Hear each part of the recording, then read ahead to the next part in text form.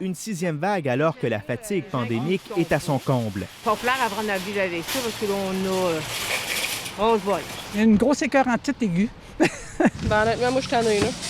Le nombre d'infections dans la grande région de Québec a doublé en 10 jours. Il y a aussi 2 fois plus de patients COVID dans les hôpitaux. On a plus de patients qui consultent pour la COVID, autant dans la salle d'attente que sur civière.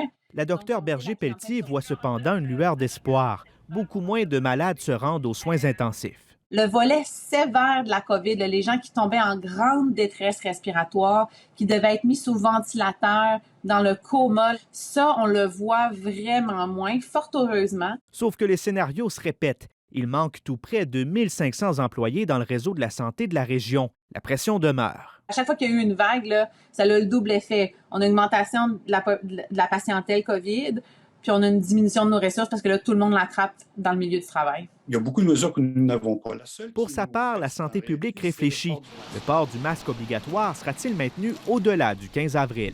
C'est assez évident qu'on serait probablement beaucoup plus enclin, finalement, à attendre avant de lever le port du masque, puisque c'est une des dernières que nous avons. Ça fait 2 ans qu'on tient la barre, qu'on lutte, là. Au théâtre Labordé, la COVID frappe de plein fouet.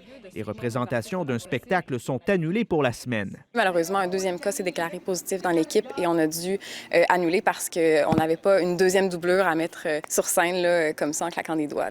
Mais pour le moment, pas de crainte dans les restaurants et les magasins. Il ne faut pas qu'ils ferment les commerces. Il ne faut pas qu'ils fassent ça. La prise de rendez-vous dans la région pour les 4e doses des 80 ans et plus est aussi bel et bien commencée. Je vais recevoir le 4e vaccin, puis ça va bien aller.